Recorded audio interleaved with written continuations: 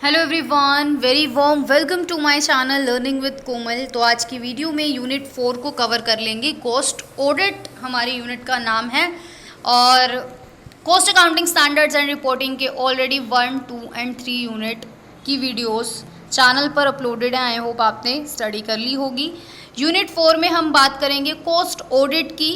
इसके बारे में आज सब कुछ पढ़ने वाले हैं और इसके बाद हमारा cost accounting standards and reporting का पूरा सिलेबस कवर हो जाएगा। उसके बाद 2 मार्क्स वाली जो क्वेश्चंस की वीडियोस है वो वाली आएंगी।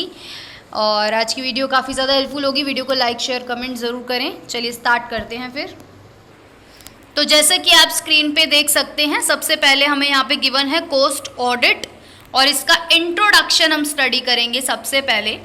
तो in India cost audit was adopted in 1925। तो 1925 में ये कॉन्सेप्ट अडॉप्ट किया था कॉस्ट ऑडिट का कि हमको कॉस्ट की अकाउंट्स की भी ऑडिट करनी चाहिए, है ना। कॉस्ट ऑडिट का कॉन्सेप्ट आया इंडिया में 1925 में अडॉप्ट किया गया। When the government gave contract to many business firms, जब सरकार ने गवर्नमेंट ने कॉन्ट्रैक्ट्स दिए काफ़ी सारी बिजनेस फर्म्स को किस लिए, for the supply of items, मतलब कि गवर्नमेंट को जिन जिन आइटम्स की ज़रूरत होती थी उनकी सप्लाई का कॉन्ट्रैक्ट गवर्नमेंट ने जब काफ़ी सारी बिजनेस फर्म्स को दिया तब ये कॉन्सेप्ट अडॉप्ट किया गया था कॉस्ट ऑडिट का।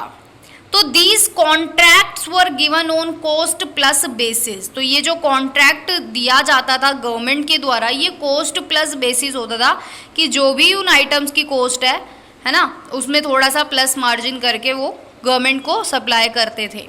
तो which means the cost incurred by the firm for manufacturing the item plus an agreed percentage of the cost as profit, है ना। कॉस्ट प्लस का मतलब ही यही हो गया कि जितनी उस आइटम को बनाने में लागत आई प्लस जितना वो फर्म एज अ प्रॉफिट जो है प्लस करेगी मार्जिन उसका। तो ये कॉस्ट प्लस बेसिस पर जो है ये कॉन्ट्रैक्ट दिए जाते थे सरकार के द्वारा। अब इसीलिए तो आया कि कॉस्ट ऑडिट, कहीं ये ना हो कि फर्म्स जो है वो विंडो ड्रेसिंग करे, वो बताएं ज़्यादा कॉस्ट बताएं बल्कि कम कॉस्ट हो। तो इसीलिए सरकार ने ये प्रावधान लाया, सरकार ने ये कॉन्सेप्ट अडॉप्ट किया कॉस्ट ऑडिट का कि भाई सरकार को पता होना चाहिए कि कितनी कॉस्ट आ रही है, कहीं हमसे ज़्यादा तो वसूली नहीं की जा रही। तो it became necessary for the firms to maintain the record, इसलिए फर्म्स के लिए अब बहुत ज़्यादा ज़रूरी हो गया था कि वो रिकॉर्ड्स को मेंटेन करेंगी, जो भी कॉस्ट इनकर्ड कर रही है फर्म मैन्युफैक्चरिंग करने में उन आइटम्स को। और उस कॉस्ट की एक्यूरेसी को कौन वेरीफाई करता था, गवर्नमेंट एजेंसीज, है ना। कॉस्ट रिकॉर्ड चेक किए जाते थे। तो cost audit in India appear to be synonymous with efficiency audit. तो कॉस्ट ऑडिट को एफिशिएंसी ऑडिट भी बोला जाता है, जो मेनली एक तरीके से गाइड होता है मैनेजमेंट पॉलिसी के लिए, डिसीजन मेकिंग के लिए। और मीनिंग की बात करें तो ये जो टर्म है हमारी कॉस्ट ऑडिट, इसका मतलब है सिस्टमैटिक और एक्यूरेट वेरिफिकेशन करना, किसका, कॉस्ट अकाउंट एंड रिकॉर्ड्स का।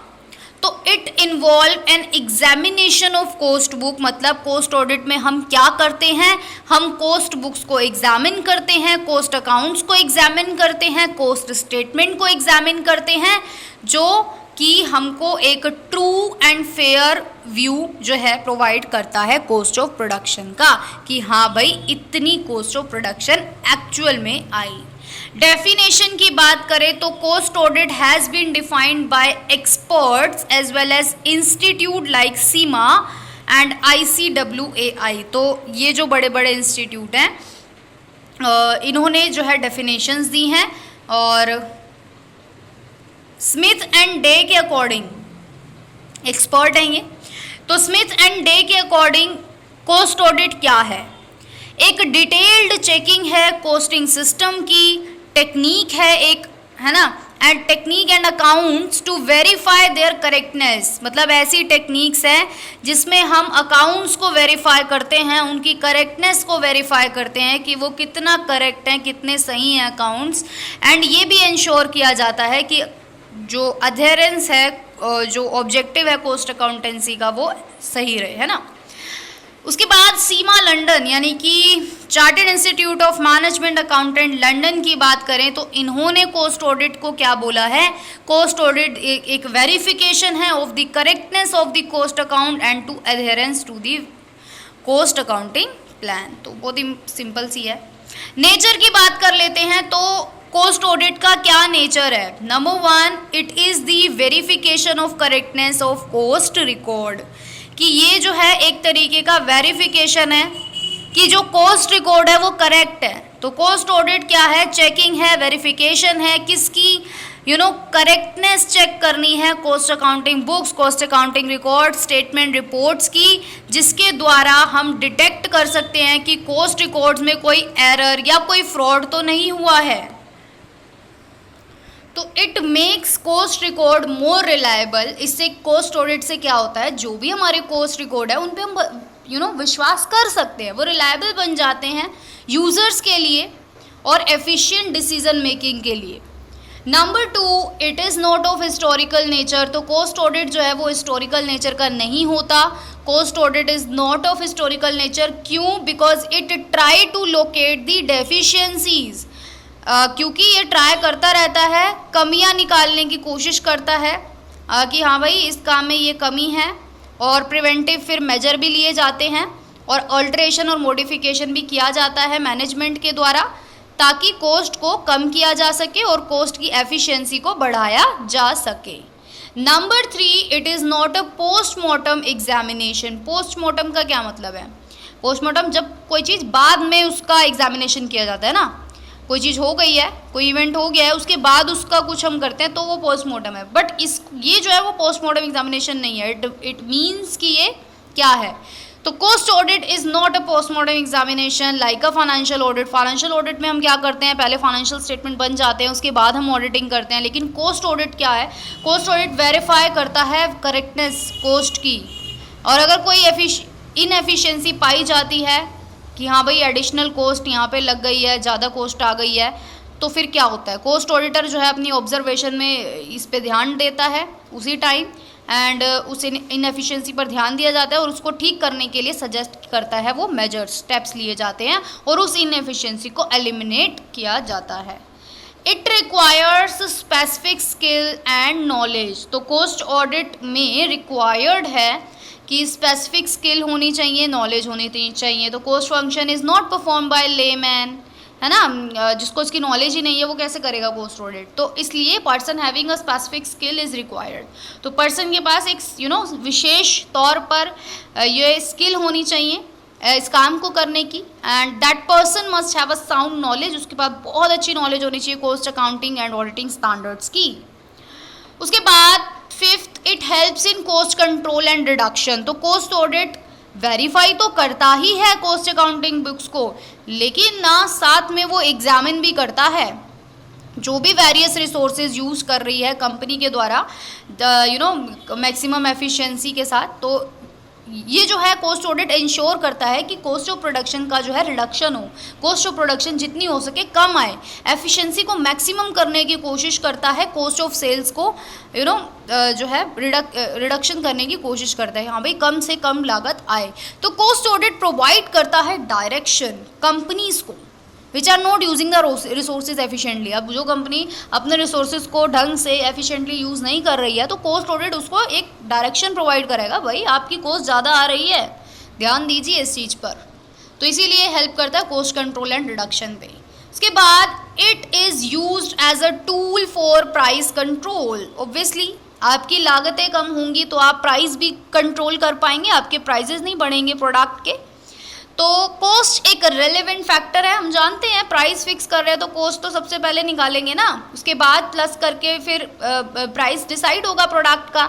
तो कॉस्ट एक रेलेवेंट फैक्टर है प्राइस फिक्सेशन के लिए। कॉस्ट ऑडिट वेरीफाई करता है कॉस्ट की करेक्टनेस को, गुड्स एंड सर्विसेज की जो भी हम कॉस्ट लगा रहे हैं उसकी करेक्टनेस को वेरीफाई करता है कोस्ट ऑडिट।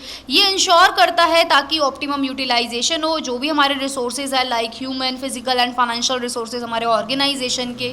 तो ये लीड करता है इंक्रीज इन एफिशिएंसी, ताकि एफिशिएंसी आए, प्रोडक्टिविटी आए, पर यूनिट कॉस्ट जो है वो रिड्यूस हो और जो price of goods and services है वो भी रिड्यूस हो। नेक्स्ट आता है it follow a specific set of rules. तो cost audit obviously set of rules जो बनाए गए हैं ICWAI और गवर्नमेंट के द्वारा उनको फॉलो करता है। तो in order to perform the cost audit properly, अगर कोस्ट ऑडिट प्रॉपरली आपको फॉलो करना है, परफॉर्म करना है, तो कोस्ट ऑडिटर को cost accounting and auditing standards को फॉलो करना ही पड़ेगा, प्रिंसिपल्स एंड कंपनीज रूल्स को फॉलो करना ही पड़ेगा। और जब ये कोस्ट ऑडिटिंग फंक्शन हो रहा है, ये कार्य हो रहा है, तो कोस्ट ऑडिटर जो है वो गाइडलाइंस को भी कंसीडर करेगा और जो भी नोटिफिकेशन गवर्नमेंट या ICWAI के द्वारा जारी किए जाएंगे उन पर भी ध्यान दिया जाएगा। उसके बाद ऑब्वियसली रिपोर्टिंग इज मस्ट। आप कोस्ट ऑडिट कर रहे हो, जब कंप्लीट हो गया तो उसकी रिपोर्ट तो आपको सबमिट करनी पड़ेगी ना सेंट्रल गवर्नमेंट को। आप एक कोस्ट ऑडिटर हो, 3rd यूनिट में हमने यही पढ़ा था ना। And the company with in a certain time limit, जो कंपनी जो है सर्टेन टाइम लिमिट है स्पेसिफाइड, जो कोस्ट अकाउंटिंग रिकॉर्ड रूल्स में लिखा गया है, रूल्स के अकॉर्डिंग जो है आपको ये सबमिट करानी पड़ेगी रिपोर्ट। कोस्ट ऑडिटर जो है वो ऑडिट करता है, कोस्ट ऑडिट वर्क को कंप्लीट करता है और अपनी रिपोर्ट जो है टाइम लिमिट के अंदर अंदर सबमिट करता है। उसके बाद ऑब्जेक्टिव्स की बात करें तो कोस्ट ऑडिट के क्या ऑब्जेक्टिव्स हैं, तो यहाँ पे हमें कुछ ऑब्जेक्टिव्स गिवन है। नंबर 1 कि इस्टेब्लिश करना क्या एक्यूरेसी, कि हमारा जो कोस्टिंग डेटा है उसमें एक्यूरेसी आए। और ये कौन करता है? This is done by verifying the arithmetical accuracy of cost accounting entries. तो ये कैसे होता है? जब वेरीफाई की जाती है अरिथमेटिकल एक्यूरेसी कि जो भी कोस्ट अकाउंटिंग स्टेटमेंट्स बनाई गई हैं उसमें अरिथमेटिकल एक्यूरेसी होनी चाहिए, जो भी एंट्रीज की गई हैं बुक्स ऑफ अकाउंट्स में वो एक्यूरेट होने चाहिए। तो ये इसका नंबर 1 ऑब्जेक्टिव होता है कि अरिथमेटिकल एक्यूरेसी को सही होना, वेरीफाई करना। Number 2 to ensure that cost accounting principle are governed by, ये भी इंश्योर करना कि जो कोस्ट अकाउंटिंग प्रिंसिपल्स हैं वो management governed by the management objective and these are strictly adhered in preparing cost accounts. तो जो भी मैनेजमेंट के ऑब्जेक्टिव्स हैं और कोस्ट अकाउंटिंग प्रिंसिपल्स को जो है फॉलो किया जाना चाहिए स्ट्रिक्टली जब आप कोस्ट अकाउंट प्रिपेयर कर रहे हो तो ये इसका इंश्योर करता है। ये भी इसका नंबर 2 ऑब्जेक्टिव है। नंबर 3 इंश्योर करना कि कोस्ट अकाउंट जो है वो करेक्ट है और फ्रॉड या एरर्स को डिटेक्ट करना, कोई भी अगर रॉन्ग प्रैक्टिसेस की गई है तो उसको भी वेरीफाई करना, उसको डिटेक्ट करना।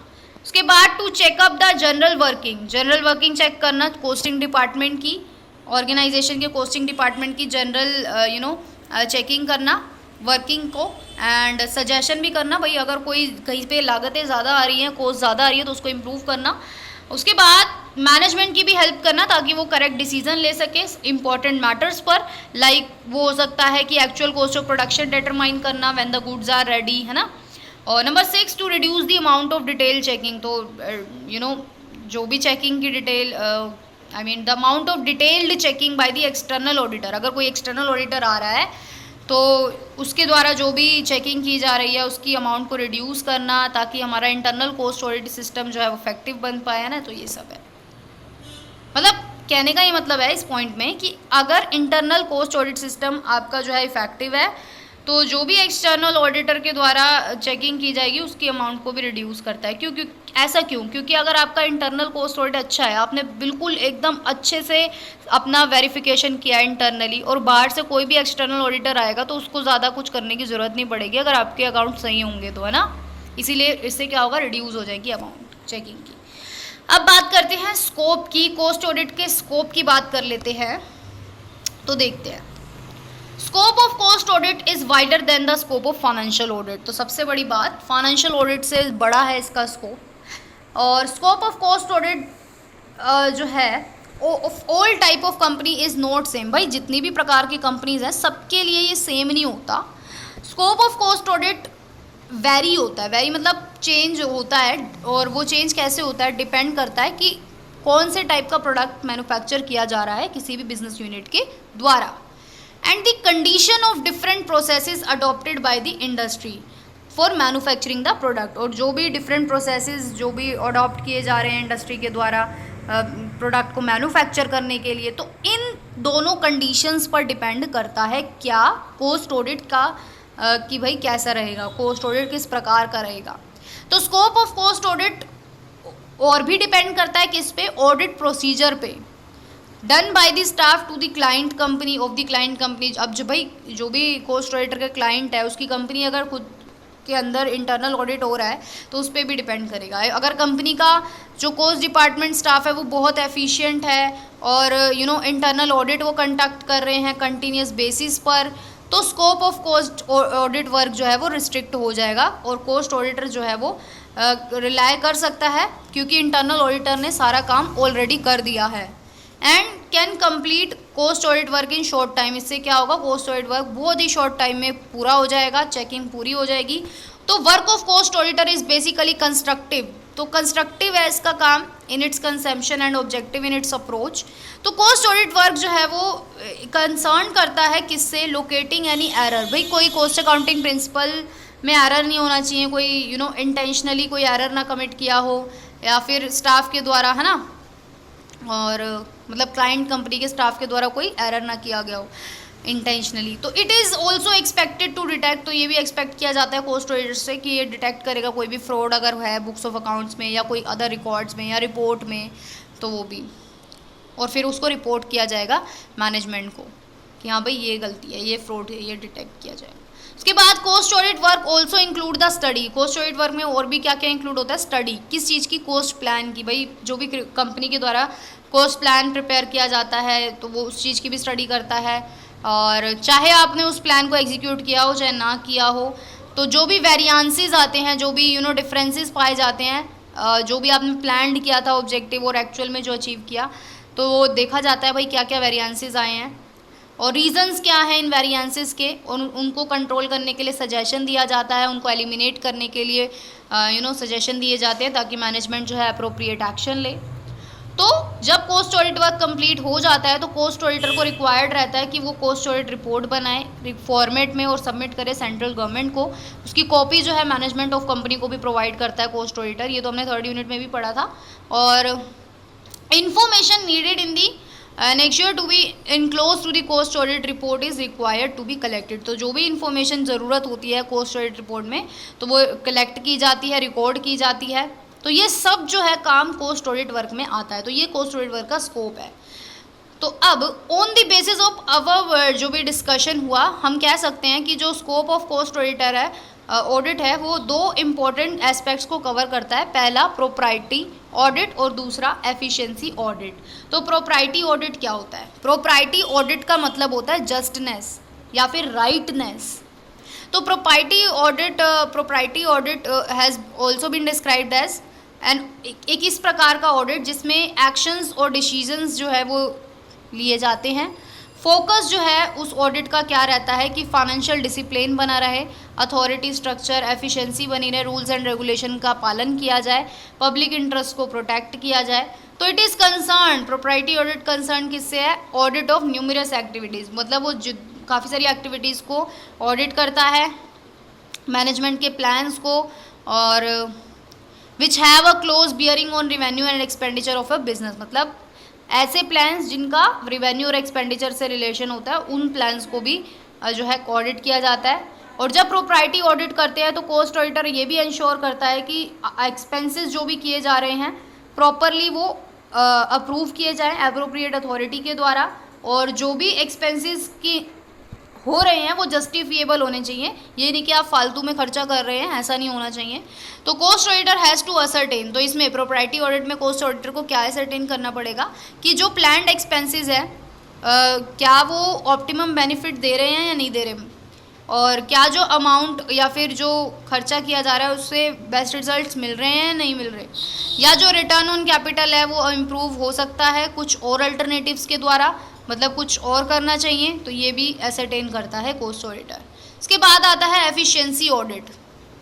एफिशिएंसी ऑडिट की बात करें तो इसको परफॉर्मेंस ऑडिट बोलते हैं और प्रॉफिटेबिलिटी ऑडिट बोलते हैं।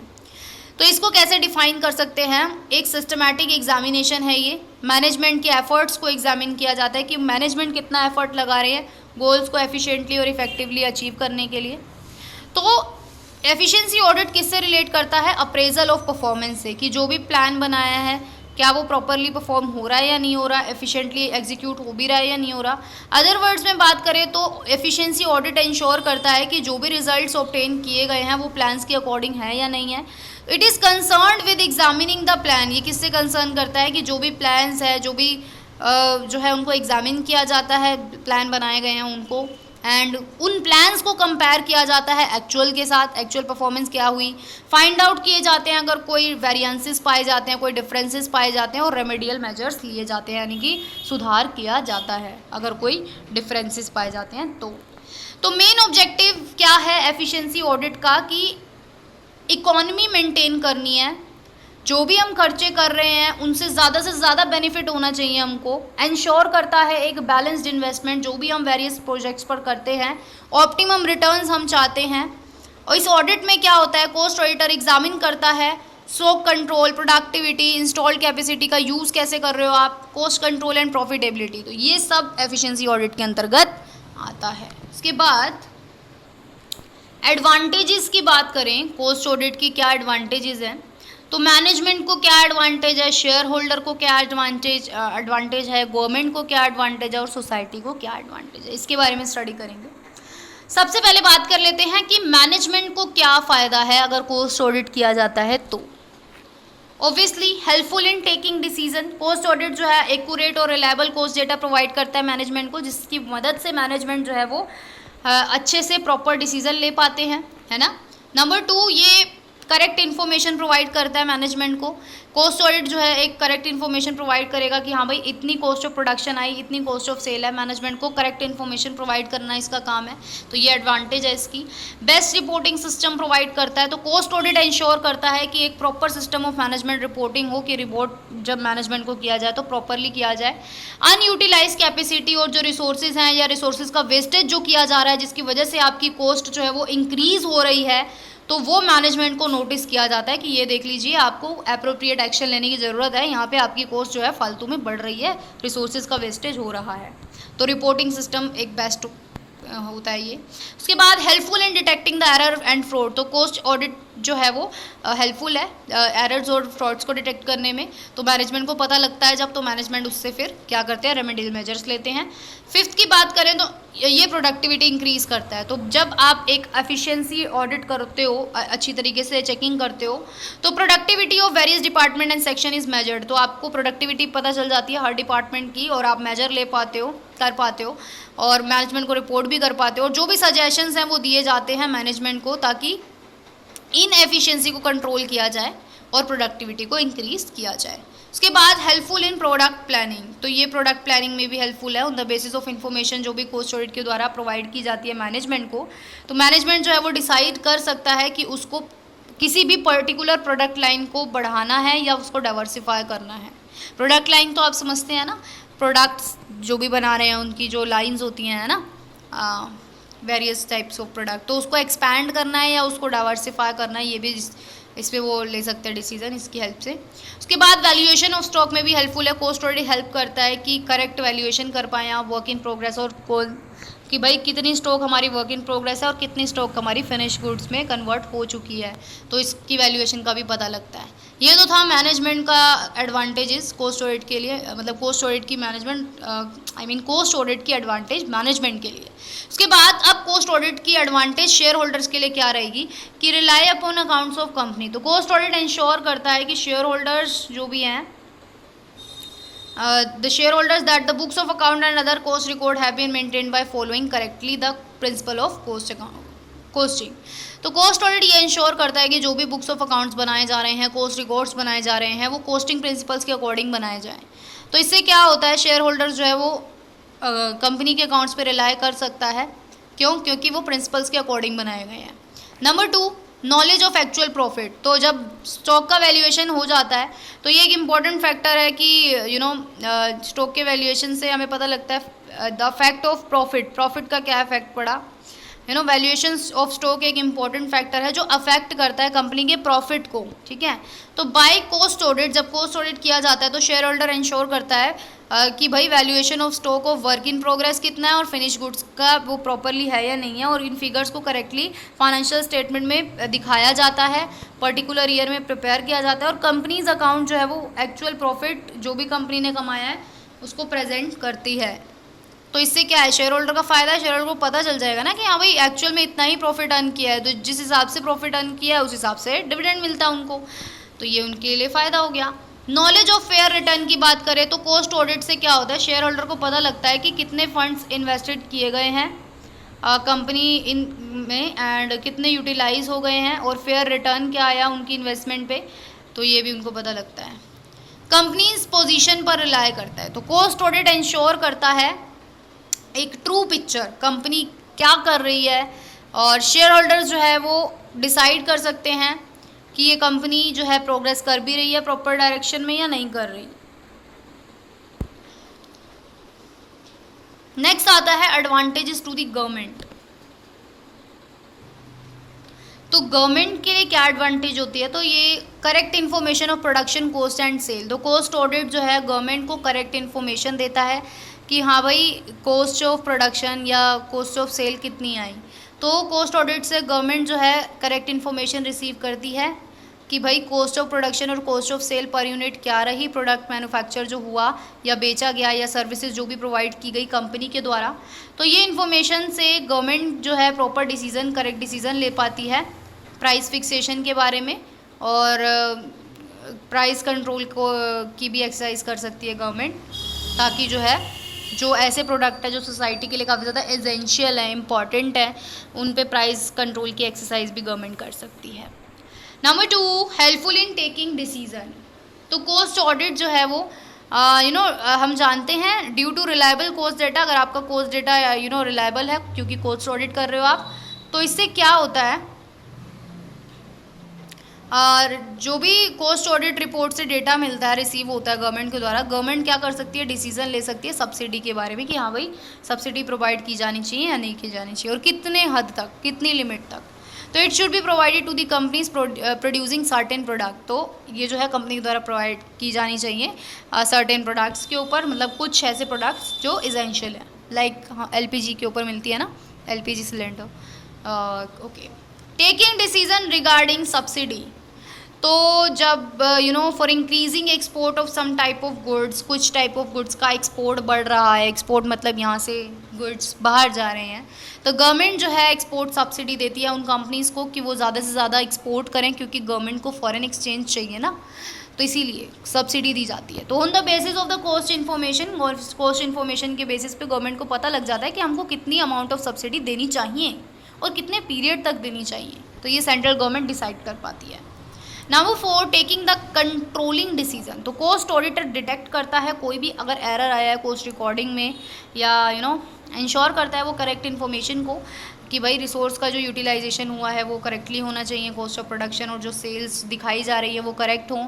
तो इस इन्फॉर्मेशन के बेस पे गवर्नमेंट जो है वो कंट्रोलिंग डिसीजन ले सकती है। Number 1, control over the scarce resources. ऐसे रिसोर्सेज जिनकी कमी है उन पे कंट्रोल कर सकती है गवर्नमेंट। तो government become aware of the use of some critical resources. Government जो है वो अवेयर होती है क्रिटिकल रिसोर्सेज, क्योंकि कुछ ऐसे रिसोर्सेज होते हैं जिनकी कमी होती है ना, और मतलब वो कुछ ही इंडस्ट्रीज जो है वो प्रोवाइड करती हैं ये रिसोर्सेज। तो in case of under utilisation, अगर अच्छे से यूटिलाइज नहीं होगा और उन रिसोर्सेज का वेस्टेज होगा, तो गवर्नमेंट जो है वो एक डायरेक्टिव इशू कर सकती है मैनेजमेंट को कि आप अपने रिसोर्सेज का जो यूज़ कर रहे हैं उनमें इम्प्रूवमेंट लाएं, वेस्टेज ना करें, क्योंकि इन रिसोर्सेज की ऑलरेडी बहुत स्कार्सिटी है, कमी है। नंबर 2, कंट्रोल ओवर एक्सप्लॉयटेशन, कि भाई रिसोर्सेज का एक्सप्लॉयटेशन नहीं होना चाहिए, खराब मतलब आप उसको बर्बाद नहीं कर सकते ऐसे। तो कॉस्ट ऑडिट दिखाता है profit earning done by the company, कि प्रॉफिट कितना कमा रही है कंपनी, और to prevent exploitation of the consumer, कि कंज्यूमर का एक्सप्लॉयटेशन नहीं होना चाहिए, कंज्यूमर का एक्सप्लॉयटेशन, कंज्यूमर का शोषण नहीं होना चाहिए। तो कॉस्ट ऑडिट जो है भाई ये दिखाता है कि कंपनीज कितना प्रॉफिट कमा रही है, और कंज्यूमर्स का एक्सप्लॉयटेशन से प्रिवेंट करता है कि कंज्यूमर का शोषण ना हो, ज़्यादा प्राइजेस उनसे चार्ज ना किए जाएं। सेंट्रल गवर्नमेंट जो है वो कंट्रोल कर सकती है उन कंपनीज़ के ऊपर, उनको पूछ सकती है कि अपने सेलिंग प्राइस को आप क्या करें, रिड्यूस करें। उसके बाद control over tax evasion. Tax evasion तो हम जानते ही हैं, जब फॉल्स क्लेम्स किए जाते हैं कंपनीज़ के द्वारा कि हाँ भाई हमने यहाँ खर्चा कर दिया, हमें ये इस चीज़ की रिडक्शन चाहिए या जो भी है, तो इस पर भी कंट्रोल कर सकते हैं। कॉस्ट ऑडिट आपको प्रोवाइड करता है, मतलब गवर्नमेंट को प्रोवाइड करता है क्या इन्फॉर्मेशन, किसके बारे में, कि भाई जितना भी कंपनी ने प्रॉफिट अर्न किया है उसकी करेक्ट अमाउंट पता लगती है, और टैक्स अमाउंट जो पेएबल होता है कंपनी के द्वारा वो एक्यूरेटली फिर डिसाइड किया जाता है, और जो ये टैक्स इवेजन की टेंडेंसी है इसको कर्ब किया जाता है, ताकि जो है टैक्स इवेजन ना कर पाएँ कंपनीज, टैक्स चोरी ना कर पाएँ। इसके बाद control over fraud, error and frauds committed intentionally. तो कॉस्ट ऑडिट की हेल्प से गवर्नमेंट को पता कंट्रोल कर सकती है गवर्नमेंट, फ्रॉड्स एंड एरर अगर कोई कमिट हो रहे हैं इंटेंशनली या अदरवाइज कॉस्टिंग बुक्स में, तो वो डिटेक्ट कर लेता है कॉस्ट ऑडिटर और रिपोर्ट करता है अपनी कॉस्ट ऑडिट रिपोर्ट में। तो इससे क्या होता है, सेंट्रल गवर्नमेंट जो है अप्रोप्रिएट एक्शंस लेती है उस कंपनी के अगेंस्ट। उसके बाद डिटरमाइन करना the proper value of contract. तो when the government gives contract to the companies, जब गवर्नमेंट जो है कॉन्ट्रैक्ट्स देती है कंपनीज को कॉस्ट प्लस बेसिस पे, जैसे कि हमने स्टार्टिंग में पढ़ा था कि जितनी भी कॉस्ट उनके द्वारा मैन्युफैक्चर की जा रही है प्लस जो भी वो अपना मार्जिन रखेंगे, तो information about the actual cost, जो भी इन्फॉर्मेशन एक्चुअल कॉस्ट इनकर की गई है कंपनी के द्वारा, इन्फॉर्मेशन उसकी प्रोवाइड की जाती है कॉस्ट ऑडिट के ज़रिए, तो गवर्नमेंट जो है उस फिर प्रॉपर अमाउंट ही पे करती है उन कॉन्ट्रैक्ट्स के लिए। हेल्पफुल इन पॉलिसी मेकिंग, तो गवर्नमेंट अनाउंस करती है इकोनॉमिक एंड इंडस्ट्रियल पॉलिसी, ताकि जो है कुछ ऑब्जेक्टिव्स को अचीव कर पाए गवर्नमेंट। तो how far this policy have been implemented by the companies belonging to certain industry become clear to the government. तो कितनी ये पॉलिसी इंप्लीमेंट की जा रही है कंपनीज के द्वारा, तो ये गवर्नमेंट को पता लग जाता है कॉस्ट ऑडिट रिपोर्ट से। तो गवर्नमेंट जो है फिर डिसीजन ले सकती है, मॉडिफिकेशन कर सकती है उन पॉलिसीज़ में, और नई नई पॉलिसीज़ अनाउंस कर सकती है, एग्जिस्टिंग पॉलिसीज़ को रिप्लेस कर सकती है।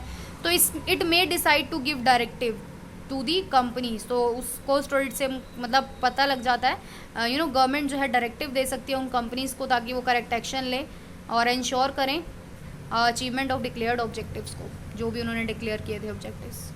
उसके बाद ये तो थे मैनेजमेंट और गवर्नमेंट को जो भी फ़ायदे। अब सोसाइटी की बात करेंगे, तो proper utilisation of scarce resources, तो प्रॉपर एंड फुल यूज़ होता है रिसोर्सेज का, वेस्टेज नहीं होनी चाहिए, क्योंकि रिसोर्सेज जो है वो सोसाइटी से बिलोंग करते हैं, तो सोसाइटी के ही रिसोर्सेज हैं, उनका वेस्टेज बिल्कुल भी नहीं होना चाहिए। तो जब आप कॉस्ट ऑडिट करोगे तो आप अपनी एफिशिएंसी को इम्प्रूव करेंगे, जिसकी वजह से क्या होगा, स्कार्सिटी जो रिसोर्स स्कार्स हैं उनको हम ढंग से यूटिलाइज कर पाएंगे प्रॉपरली। तो ये एडवांटेज हो गया नंबर 1 सोसाइटी के प्रति। नंबर 2 प्रोटेक्ट फ्रॉम एक्सप्लॉइटेशन, तो कॉस्ट ऑडिट प्रोवाइड करता है correct information production of cost की, है ना, जो भी कंपनी बेच रही है, तो कंपेयर करते हैं हम उसको मार्केट प्राइस से। तो consumer and their association can find out, consumer जो है फाइंड आउट कर सकते हैं कि कंज्यूमर्स आर बीइंग, कंज्यूमर्स को पता लग जाएगा ना कि हाँ भाई ये जो है एक्सप्लॉइटेशन नहीं होना चाहिए, ज़्यादा चार्जेस नहीं ले जाने चाहिए कोई भी प्रोडक्ट के। Number 3 increase standard of living, तो कॉस्ट ऑडिट हेल्प करता है एफिशिएंसी और प्रोडक्टिविटी इंप्रूव करने में कंपनीज़ की, जिससे रिसोर्सेज का बेटर यूटिलाइजेशन होता है, स्टैंडर्ड ऑफ लिविंग जो है वो बढ़ती है लोगों की। एंड चेक ऑन इन्फ्लेशन, तो कॉस्ट ऑडिट इंक्रीज करता है कॉस्ट कॉन्शियसनेस, अगर कॉस्ट कम रहेगी, है ना, मैनेजमेंट जो है वो कॉन्शियस रहेगा कॉस्ट के बारे में, अदर एम्प्लॉयज़ जो काम कर रहे हैं कंपनी में, तो इससे क्या होगा, इन्फ्लेशन नहीं होगी, महंगाई नहीं बढ़ेगी ज़्यादा, इकोनॉमिक बेटरमेंट होगा सोसाइटी का, तो इससे पॉसिबल है कॉस्ट ऑडिट के ज़रिए। उसके बाद रिड्यूस अनएम्प्लॉयमेंट, तो कॉस्ट ऑडिट जो है सजेस्ट करता है नए नए methods, alternate use of idle resources, कि हाँ भाई कोई भी रिसोर्स आइडल नहीं रहना चाहिए, और इससे क्या होता है, एडिशनल प्रोडक्शन संभव हो पाता है यूनिट्स का, कि आगे अगर हमारे पास रिसोर्सेज बच गए तो हम एडिशनल यूनिट्स बनाएंगे ना, एंड फिर जब हम एडिशनल यूनिट्स बनाएंगे तो एडिशनल जॉब्स भी मिलेंगी, तो सोसाइटी में लोगों को जॉब मिलेगी, इससे क्या होगा, अनएम्प्लॉयमेंट रिड्यूस होगा। उसके बाद बात करें क्या ओरिजिन की बात करेंगे, कॉस्ट ऑडिट इंडिया में इसका ओरिजिन की बात करेंगे, तो मिड 50s में क्या हुआ, एक बहुत बड़ा फ्रॉड हुआ इन डेलिमा जेन ऑर्गेनाइजेशन में, जो गवर्नमेंट के सामने आया। Government was totally shaken, government हिल गई पूरी तरीके से from this and wanted to find out the reason behind it. Government जानना चाहती है इसका रीज़न क्या है इस फ्रॉड का, तो इसलिए गवर्नमेंट ने कंस्टिट्यूट करे काफ़ी सारे कमीशंस, कमिटीज़ बिठाई, like Vivian Bose commission, Datta commission, और ये Daftari Shastri committee and they studied the existing system of financial accounting. इन्होंने स्टडी करा फाइनेंशियल अकाउंटिंग को, ऑडिट किया, डिस्क्लोजर किया, ऑब्जर्व किया बहुत सारी डेफिशिएंसी, इनएडिक्वेसी हमारे प्रेजेंट अकाउंटिंग सिस्टम में। एंड उन्होंने सजेस्ट किया एक बहुत बड़ा एक मोर ज़्यादा इफेक्टिव सिस्टम कॉस्ट अकाउंटिंग का और कॉस्ट ऑडिट का, जिससे कि एक जो भी ऑडिटिंग प्रैक्टिसेस की जा रही है उसको सप्लीमेंट मिल पाए और ज़्यादा ऑडिट जो वेरिफिकेशन हो पाए अकाउंट्स की। Further in the initial phase of modern advancement, जब हम ये काम कर रहे थे तो फर्स्ट स्टेज में क्या हुआ, इनिशियल स्टेजेस में क्या हुआ, there was a shortage of goods and material की बहुत ज़्यादा शॉर्टेज थी, as well as majority of input and resources जो थे प्रोडक्शन के लिए, उनमें जो है कैपिटल एंड कंज्यूमर गुड्स थे। एंड है ना, तो इससे क्या हुआ कि फेस ऑफ स्कारसिटी फेस की गई, शॉर्टेज हुई ऑलमोस्ट सभी इनपुट्स की, प्रोडक्ट्स की, सर्विसेज की। तो government had to resort to a policy, government को एक पॉलिसी बनानी पड़ी परमिट एंड लाइसेंसिंग की। तो मैकेनिज़्म जो था, ये सिस्टम जो था कॉस्ट ऑडिट का और मेंटेन करने का स्ट्रक्चर्ड कॉस्ट डेटा को, वो कंसीडर किया गया एक इम्पॉर्टेंट इंस्ट्रूमेंट जो कि हमने रेगुलेटरी अथॉरिटीज़ के हैंड्स में दिया। तो उन्होंने ये मैकेनिज़्म ये यूज़ किया कि किस लिए, मॉनिटर करने के लिए, कंट्रोल करने के लिए, रेगुलेट करने के लिए, क्या ताकि जो है स्कार्स रिसोर्सेज जो भी यूज़ किए जा रहे हैं उनको एफिशिएंटली यूज़ करना है, जो भी इनपुट्स अवेलेबल हैं उनको ढंग से यूज़ किया जाना चाहिए, कॉस्ट ऑफ प्रोडक्शन सही होनी चाहिए, सेल प्राइस सही होना चाहिए। कॉस्ट ऑडिट एक इसलिए एक यूनिक फीचर है कॉरपोरेट मैनेजमेंट का जो इमर्ज हुआ इंडिया में। उसके बाद बात करते हैं टाइप्स ऑफ कॉस्ट ऑडिट की। तो cost audit on the behalf of management, तो मेन ऑब्जेक्टिव क्या है कॉस्ट ऑडिट का, कि अवेलेबल करना है एक्यूरेट, रेलेवेंट और प्रॉम्प्ट इंफॉर्मेशन मैनेजमेंट को। देखिए यहाँ पे बोला गया है टाइप्स ऑफ कॉस्ट ऑडिट। तो नंबर 1 है cost audit on the behalf of management के बिहाफ पे कॉस्ट ऑडिट। तो मेन ऑब्जेक्टिव क्या है इस टाइप ऑफ कॉस्ट ऑडिट का, कि हमको अवेलेबल करानी है एक्यूरेट, रेलेवेंट और प्रॉम्प्ट इन्फॉर्मेशन मैनेजमेंट को, ताकि मैनेजमेंट को इसमें हेल्प मिल सके, मैनेजमेंट जो है जो भी इंपॉर्टेंट मैनेजरियल डिसीजन है उनको ढंग से ले पाए। It must also be seen, ये भी देखा गया है कि no relevant information is suppressed, और the function of this audit is to ensure, इस ऑडिट का मेन फंक्शन क्या है कि ये इंश्योर करना कि जो मैनेजमेंट है about the accuracy, cost accountant की एक्यूरेसी के बारे में भी जो है इंश्योर करना मैनेजमेंट को। और इस टाइप ऑफ ऑडिट में क्या होता है, कॉस्ट ऑडिटर सजेस्ट करता है वेरियस वेज जिससे आप कॉस्ट ऑफ प्रोडक्शन को रिड्यूस कर सकते हैं, अपनी कॉस्ट अकाउंटिंग प्लान्स में इम्प्रूवमेंट ला सकते हैं। नंबर 2 आता है cost audit on the behalf of customer. तो ऑफन अक्सर देखा गया है contracts are placed on cost plus basis, है ना, कॉस्ट प्लस बेसिस पे कॉन्ट्रैक्ट होते हैं ना, कि जो भी लागत आएगी उसमें प्लस अपना प्रॉफिट ऐड करके कॉस्ट प्लस बेसिस पे होता है। तो इसमें क्या होता है, कस्टमर जो है डिटरमाइन करता है final price. In this the customer will determine, customer को पता लग जाता है कि फाइनल प्राइस कितना है जो उसको पे करना है, और वो कॉस्ट प्लस बेसिस पे होगा, और पहले से ही अग्री हो जाएगा कि प्रॉफिट का मार्जिन क्या रहेगा। And consumer in such a case में कंडक्ट कॉस्ट ऑडिट। तो इसमें कंज्यूमर क्या कर सकता है, कॉस्ट ऑडिट करा सकता है। क्यों? क्योंकि कंज्यूमर को तो ये बता दिया गया है ना कि प्रॉफिट जो है कॉस्ट का 10% आपको देना पड़ेगा, है ना। एक सर्टेन मैंने एग्जांपल लिया है यहाँ पे कि कंज्यूमर को बता दिया गया कि जितनी भी लागत आएगी उसका 10% हम प्रॉफिट लेंगे, ये कॉन्ट्रैक्ट है। तो इसीलिए कंज्यूमर क्या कर सकता है, कॉस्ट ऑडिट करा सकता है, और so that he may be able to pay price, ताकि वो ढंग से प्राइस जो है वो करेक्ट पे कर पाए इस बेसिस पे। उसके बाद cost audit on behalf of government के बिहाफ पे जब होती है तो गवर्नमेंट जो है अपॉइंट कर सकती है कॉस्ट ऑडिटर को, ताकि कॉस्ट ऑडिट वो कंडक्ट करे। एंड ऐसा वो क्यों करती है, to ascertain correct cost of contract, कि भाई जो भी कॉस्ट ऑफ कॉन्ट्रैक्ट है उसको असर्टेन करने में भाई कितनी लागत असली में आई एक्चुअल में। प्राइवेट फर्म्स को वो जो भी दे रहे हैं कॉस्ट प्लस बेसिस कॉन्ट्रैक्ट वो सही होने चाहिए, उनकी कॉस्ट करेक्ट होनी चाहिए, उसको असरटेन करने के लिए कॉस्ट ऑडिट होता है। नंबर 2, असरटेन करना है correct cost of certain units when a government is approach for protection of financial resources. तो ये भी असरटेन करना कि कॉस्ट जो सर्टेन यूनिट्स की कॉस्ट है वो करेक्ट हो जब गवर्नमेंट अप्रोच करती है कि हमें फाइनेंशियल रिसोर्सेज को प्रोटेक्शन करना है। अगर गवर्नमेंट ये अप्रोच अपना रही है तो गवर्नमेंट जो है उसकी कॉस्ट को भी करेक्ट असर्टेन करेगी। उसके बाद to fix reasonable price of certain items, कि भाई जो भी सर्टेन आइटम्स ऑफ प्रोडक्शन है उसके प्राइस को अगर फिक्स रीजनेबल फिक्स करना है ताकि जो है अनड्यू प्रॉफिटियरिंग ना हो, है ना, कि भाई फालतू में गवर्नमेंट से ज़्यादा प्रॉफिट ना चार्ज कर लिया जाए, इसको प्रिवेंट करने के लिए। उसके बाद कॉस्ट ऑडिट होती है on the behalf of trade association, trade association के बिहाफ पे भी कॉस्ट ऑडिट होती है। तो सम टाइम क्या होता है, ट्रेड एसोसिएशन जो है सीक टू मेंटेन प्राइस, वो क्या चाहते हैं, प्राइजेस को मेंटेन करना एक सर्टेन लेवल पर। तो इस पर्पस के लिए क्या होता है, एक्यूरेसी ऑफ कॉस्टिंग इन्फॉर्मेशन जो है सबमिट की जाती है वेरियस कंसर्न के द्वारा, उसको चेक किया जाता है। तो ट्रेड एसोसिएशन जो है वो ट्राई करता है क्या करने की, कि भाई जो भी प्रोडक्शन कैपेसिटी से रिलेटेड फुल इन्फॉर्मेशन है उसको फाइंड आउट करने की, प्रोडक्टिव प्रोसेस की एफिशिएंसी को फाइंड आउट उसके बारे में इन्फॉर्मेशन जानने की कोशिश करता है। एंड कॉस्ट ऑडिटर जो है वो अपॉइंट किया जा सकता है ट्रेड एसोसिएशन के द्वारा, ताकि कंपैरेटिव प्रॉफिटेबिलिटी को असरटेन किया जा सके एंड मिनिमम प्राइस को डिटरमाइन किया जा सके, ताकि कंपटीशन अवॉइड कर पाए मेंबर्स के बीच पे, है ना।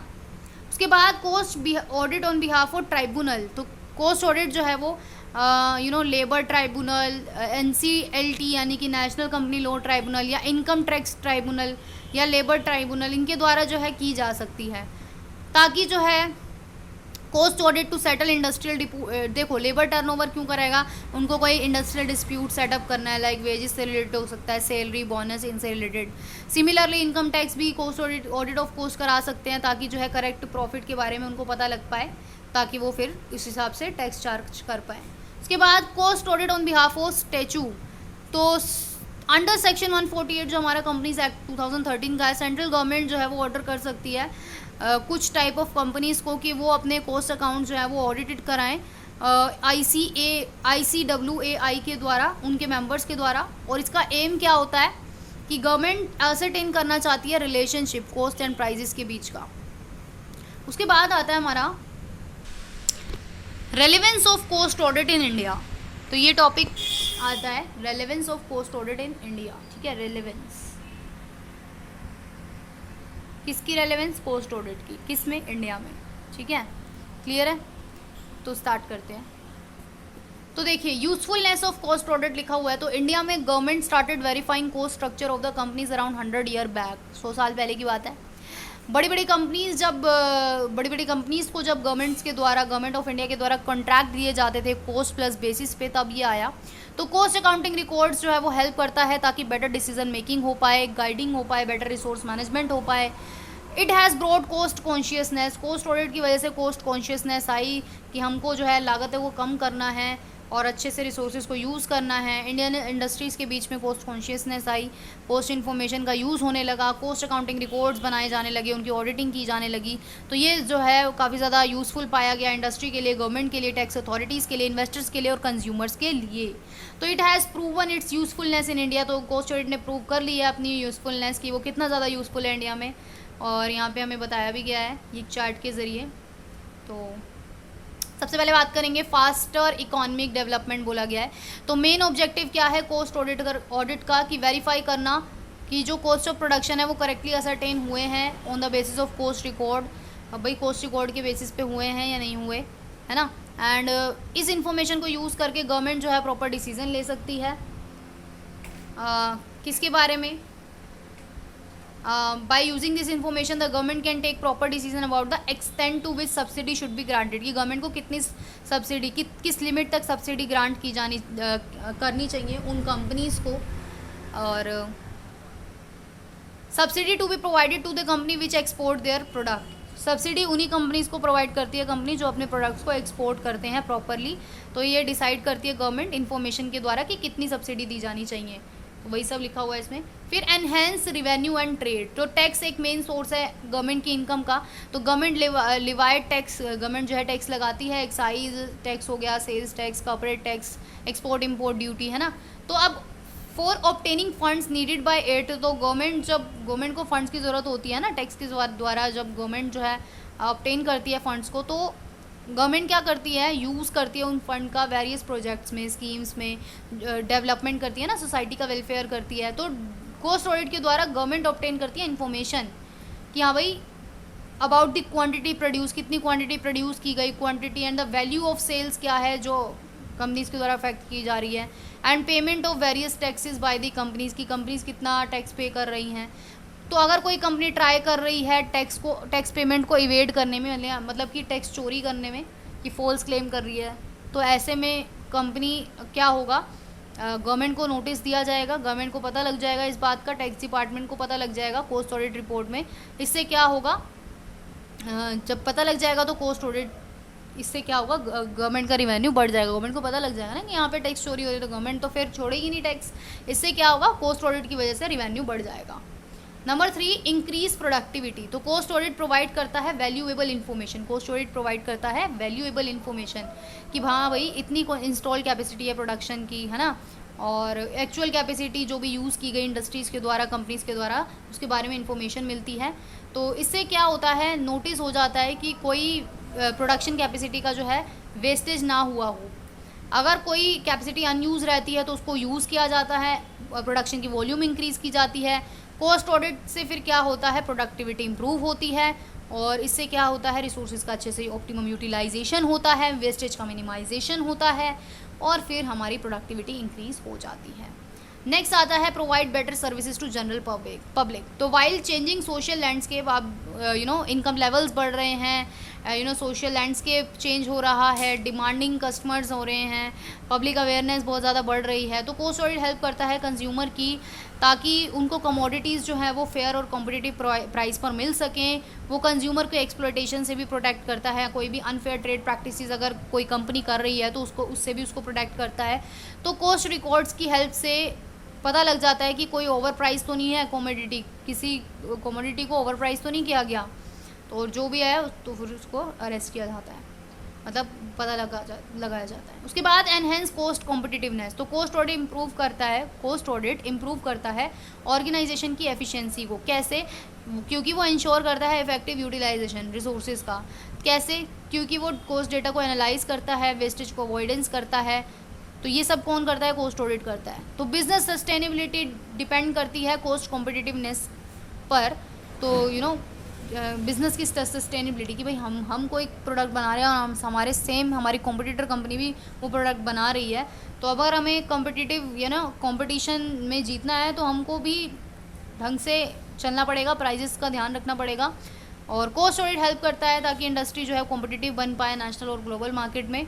और तो इससे क्या होगा, कॉर्पोरेट गवर्नेंस होगी, एक अच्छी कॉर्पोरेट गवर्नेंस होगी।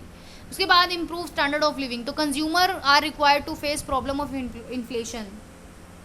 हम जानते हैं कंज्यूमर को इन्फ्लेशन देखनी पड़ती है, गुड्स एंड सर्विसेज की जो प्राइस हैं वो लगातार बढ़ रहे हैं, कंज्यूमर को बहुत डिफिकल्टी हो रही है अपना स्टैंडर्ड ऑफ लिविंग मेंटेन करने में, क्योंकि इन्फ्लेशन बहुत ज़्यादा हो रही है, महंगाई बहुत बढ़ रही है। तो कोस्ट ऑडिट इंश्योर करता है कि ताकि ह्यूमन, फिजिकल और फाइनेंशियल रिसोर्सेज का प्रॉपरली ऑप्टिमम यूटिलाइजेशन हो, जिसकी वजह से प्रोडक्टिविटी इंक्रीज होती है और कॉस्ट रिडक्शन होती है। कोस्ट ऑडिट हेल्प करता है कंपनीज़ की कि वो गुड्स एंड सर्विसेज को अफोर्डेबल प्राइस में जो है प्रोवाइड करे कंज्यूमर्स को। उसके बाद प्राइस फिक्सेशन एंड कंट्रोल की बात करें तो जो कंपनीज एंगेज्ड है गुड्स एंड सर्विसेज की प्रोडक्शन कर रही हैं और that they are compelled to increase the price of product because of increasing you know companies को बढ़ाना ही पड़ता है, मजबूर होकर बढ़ाना ही पड़ता है प्राइस। क्यों? क्योंकि उनकी कॉस्ट ज़्यादा हो जाती है इस वजह से। अब वो अपनी जेब से थोड़ी ना देंगे, कंज्यूमर से ही चार्ज करेंगे ना। तो इसीलिए many a time increase in the cost of production is not match by increase made in the selling price. तो इसलिए क्या होता है, कभी कभी क्या होता है कि कॉस्ट ऑफ प्रोडक्शन बढ़ जाता है और जो है जितना बढ़ता है और सेलिंग प्राइस जितना बढ़ता है वो कभी कभी मैच नहीं होता। कहने का ये मतलब है कि सच कंपनी क्या करती है, ज़्यादा प्रॉफिट कमाना चाहती है, वो कंज्यूमर का एक्सप्लॉयटेशन करती है। तो कोस्ट ऑडिट इस चीज़ में हेल्प करता है कि ऐसी कंपनीज को डिटेक्ट करता है कि वो कोई ऐसा फ्रॉड तो नहीं कर रही, तो फिर गवर्नमेंट को रिपोर्ट की जाती है, गवर्नमेंट जो है फिर एक्शन लेती है। उसके बाद प्रॉफिटेबिलिटी को इंक्रीज़ करता है। कोस्ट ऑडिट रिपोर्ट जो है also require the cost audit to help under valuation और ओवर वैल्यूएशन। यहाँ भाई कोई अंडर वैल्यूएशन नहीं होनी चाहिए स्टॉक की या ऊपर ओवर वैल्यूएशन नहीं होनी चाहिए, तो इसमें भी फाइंड आउट करने में कोस्ट ऑडिट जो है हेल्पफुल है। तो इससे क्या होता है, एक इंस्ट्रूमेंट है ये ताकि कॉन्टीन्यूस इंप्रूवमेंट हो सके, कॉर्पोरेट परफॉर्मेंस इवैल्यूएशन करता है ढंग से, इकोनॉमिक ऑपरेशनल एफिशिएंसी आए। कॉस्ट इन्फॉर्मेशन काफ़ी ज़्यादा इंपॉर्टेंट होती है नेसेसरी इनपुट्स की इन्फॉर्मेशन प्रोवाइड करने में, और गवर्नमेंट जो है उसके रिगार्डिंग प्लान्स बनाती है ताकि प्रोडक्टिविटी और एफिशिएंसी जो है वो फोकस हो पाए, उस पर इंक्रीज़ हो पाए। तो कॉस्ट ऑडिट का जो है पूरा टॉपिक आज की वीडियो में हमने कंप्लीट कर लिया है। यूनिट 4 आपकी कंप्लीट हो चुकी है। वीडियो को लाइक शेयर कमेंट ज़रूर करें। Thank you so much.